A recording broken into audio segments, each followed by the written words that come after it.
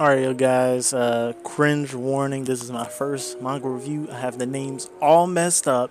You're gonna have to bear with me. We will grow. We will get better. We will get stronger, faster, smarter, stronger. Alright, yeah. So I hope you like this video. The music I'm gonna have in the background will be in the description. Please do not copyright me. It will be in the description. So yeah, I hope you like this manga review. See ya. Okay, so what's up, y'all? I'm coming in with a manga review, chapter review for My Hero Academia and Black Clover. You guys are going to love this. I know it's a little late, but hey, if you like this video, subscribe. And yeah, if you don't, that's cool. That's cool. Alright, so we're going to kick it off with My Hero Academia, chapter 214. So we already know what's going on in this chapter. Since the start, they've been doing their little their tournament, their exam. They're going against this 1A versus B, and they're just going ham at each other. And Midoriya has been going against Shisu, and it's going good. I mean, he's actually developed pretty well with his quirk. Everything's going amazing. He had Aizawa took him under his wing, and he has been going off. He's a hell of a lot more of a threat than he was during the festival. So, I mean, there's something to say about that. It's gonna be crazy when they're actually pro heroes. Right now, they got their little stuff going on, but they're not no All Might, no Hawk. They ain't none of that yet. And then, so as the fight takes off, the last chapter in 213, Midoriya was talking with one of the holders, the previous holders of One for All, and his quirk was, I think it was called the Black Whip or something like that. And plus, it's been enhanced from One for All and makes it even stronger, and it looks like it's pretty effective. It looks like it has decent range. It was scattering all over the place, destroying everything. He was fucking up his teammates, his opponents. It was just, everything was going bad, and the instructors, they were going to stop the fight, but then he finally took control. Uraka slapped him. It was snapping him out of his little trance a little bit, and the previous holder basically just told him to, like, just calm down, don't do no crazy stuff, because this quirk reacts, well, One for All reacts to how your emotions are. If you're mad, it's gonna be all out of whack, erratic. You're just not focusing. You just follow your heart. Just stay calm, stay cool, collected, follow your heart. So he snaps out of it, and he realizes that it's time to get to business. So Uraka asks him, is he going to fight quirkless? Because he finally snaps out of it. They're on the ground, and they're trying to evade attacks, and everything's going crazy. So then she asks him, is he going to fight quirkless? He says, yes, I'm going to fight quirkless. My boy Deku say he's going to fight quirkless. He's going to fight quirkless. He does what he wants. Well, at the end, you'll see why he doesn't. So then, acid shot is being shot around everywhere at the other opponents. I forgot this guy's name. I should have came a little bit more prepared, but it's okay. Bear with me. He's evading the attacks with his twin impact, but then Mineta comes in. His twin impact almost hits. God, what's her damn name? Damn it. It almost hits her. Mineta comes in and saves her. It looks like he grabbed onto something to make a shield of his his balls. No homo, pause. His balls, and it saves her. And he placed them around the whole area to make it seem like he was jumping off of them like trampolines to give him faster movement. And that's actually smart. I like how they did that. And I like the switch up with One for All, right? Like, I'm not gonna lie, in the beginning, I mean, I understood, yeah, One for All, power enhancement quirk is seen. Later on in the story, he's gonna get strong enough, he's gonna fight Shigaraki, and it's gonna be, that episode, him fighting the other evil that he has to defeat All for One. but it didn't turn out to be this way. I mean, it's going to turn out to be that way, but One for All is different. We don't know if other holders had quirks or not, but the first one we've encountered had a quirk. And it is crazy to think that, because I think, wasn't one of the guys for the previous holders, didn't he have fire around him? So just think of this. Deku, he's going to have, damn it, I forgot how many previous holders there were. There are like 7 or 9 of them. And think about all the quirks he can have at his disposal to fight all for one and to be the top hero. But there's going to be some questions, many questions to be asked of him about how he got all his quirks, and he's gonna have to keep a tight lip. That's it, tight lip. That's all he's gonna have to do. And the crazy thing is, I cannot wait for All Might and Deku to have their conversation about One for All. So let's get back on this chapter. I'm sorry. So he's using his quirk to bounce around, to maneuver around, and that's when damn, my bad. That is when Monoma, he thinks he has Deku's quirk, but Uraraka calls a bluff on him, and she just pulls literally some jujitsu on him and takes him down to the ground. Like, what are you doing? Go somewhere. Go, please go somewhere. So she stops him from doing what he needs to do, and Deku, he's surprised because he was like, One for All. How are you doing this? Come on now, that's OP. That's OP. So then Monoma gets stuck. He gets stopped. And then Shinsu, he tries to go save Monoma. But this man Deku grabs onto one of the tape, leaps up onto the level where Shinsu is, and they go toe to toe, 10 toes down, face to face. And they know they have to duke it out because it's a rivalry, like the other rivalry that Deku has with Bakugo, with Kachan. And Shinsu knows, like, it's time to run the ones.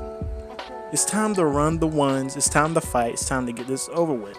And then we get a flashback with Aizawa taking Shinsu under his wing, of how he had to learn it took him 5 years, probably less time than that. It took Aizawa 5 years to learn the tape.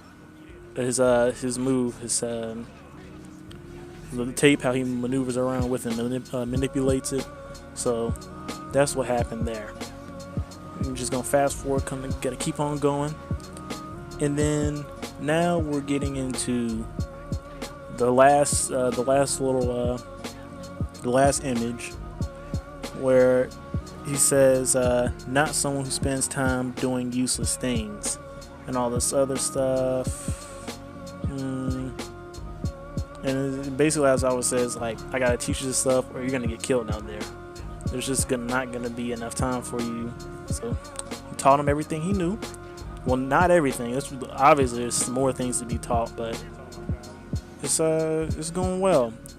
And that's when Deku, him and Shinsu are fighting, and then it looks like tubes, like cement tubes, are falling down from the construction site or whatever. Or no, it's probably like the not cement tubes, but just, tubes of metal falling down from above them. It says, what happened all of a sudden? I can't escape. The strange feeling and worries I had this morning have dissipated. What's essential is to control what's in your heart. The aura that the person had in his tone, various aspects of him remind me of All Might. Go ahead, use us. And it says, Deku's different than before. A new quirk awakens, and Black Whip is coming out of his hands, and it looks amazing. The next chapter for My Hero Academia will be fire. This is just better than anything that I've seen for right now, other than the raid where they raided the villain alliance. Other than that, this is a pretty good chapter. All in all, we got more information on Black Whip. It looks like he's able. It looks like Deku's somewhat getting the gist of controlling it, but not all the way. But this next chapter is going to give us more information. It's going to look cool. And yeah, now let's move over to Black Clover. All right, you guys, we're back with chapter 190 on Black Clover, and we're still in the elf arc. And obviously, they just got done taking Gush out of his trance from turning into a full elf, because everyone who's been possessed is like time is ticking and is getting close to that time for everyone to be fully reincarnated as full elves. So right now they're eating food to gain mana from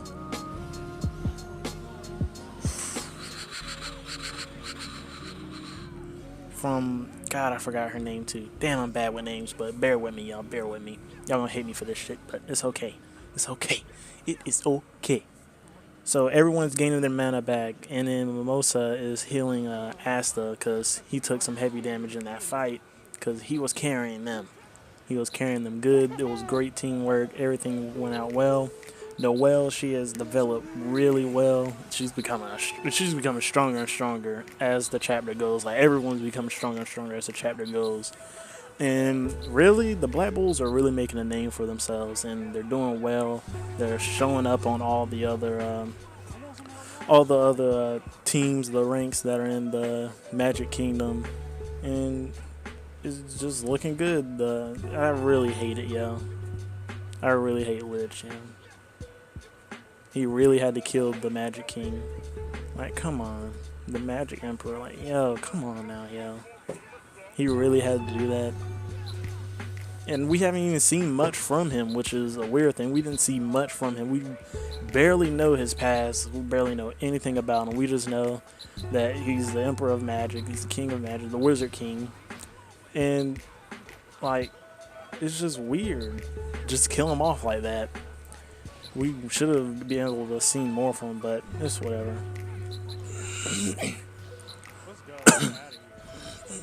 And I'm just gonna go over the main things that happen in here. Nothing, just like gags going on in here.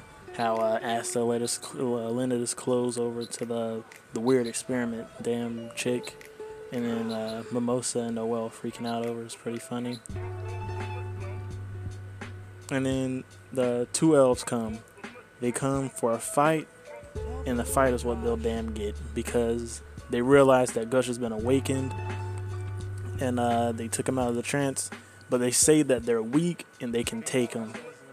But it's funny because their mana is still coming back, and Luck jumps up. He's ready to fight, as always. But right before he's ready to fight, my man Captain Forgoleon and Captain Leona, they both show up. And when Captain Forgoleon showed up, when he awakened to save his younger brother, it was so fire. It was probably the best thing I ever saw. No lie. Literally, damn near the best thing I ever saw. It was just like, and plus, I don't even want to get into it. I was just going to keep running off of the subject. But they come to save him. And Asta is freaking out. He was like, yo, Captain Forgoleon, you here? Blah, blah, blah, blah, blah, blah, blah. And he was just going crazy. And he acknowledges Asta on how strong he's gotten since the last time he saw him, because he's been out. He got wrecked. I'm not gonna lie, he did get wrecked. But he's back. He's missed out on a lot. Actually, no one knows that the Magic King is dead right now. So it's gonna hit him hard when everyone actually knows. And I can see some power boosts coming sooner or later in the chapters once they figure it out. And I know Yami, once he gets a hold to him, it's going to be over. It's going to be over. So everyone's trying to see who's who and which one's going to do which. On who's going to go in to save not save Captain Yami, but just to assist them and go ahead and get this ordeal out of the way. And it's going to be tough. It's going to be tough, you know, because Lich, he's still alive. He's still walking around, gaining his memories, and I'm surprised he didn't take the demonic weapon. You know, that's just crazy.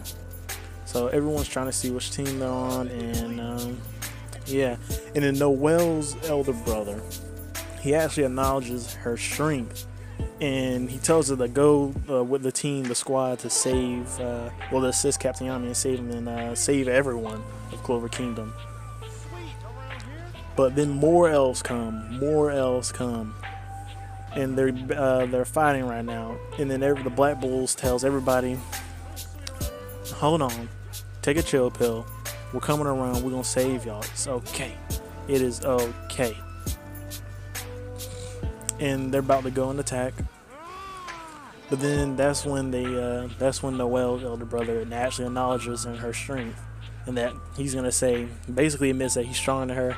He's gonna be stronger than her one day, and it's gonna be very soon. But I don't see that. Her family's they're just terrible. They're just a terrible family. Like, you're just gonna cast her aside just because you can't control her magic? Like, come on now, you can at least work with her. But I mean, at least it's good that they did cast her aside on one aspect, because she did get stronger from being with the Black Bulls. So they divide up into their teams, and the elves, there are 5 elves that come to try to attack them, but the Black Bulls go in on them and just knock them out, and it's crazy. And then the last image is when Salamander, and I think this looks like Noel's magic, or is Vermilion. Or Vermilion, I can't tell. I think it's Vermilion, because she has her magic book out, her grimoire out, so I think it's her. But they're flying away, and then the last image is Nero, and it says it's the last round. So we'll see what's gonna happen at chapter 191. So yeah, so thank you guys for staying to the end of this video.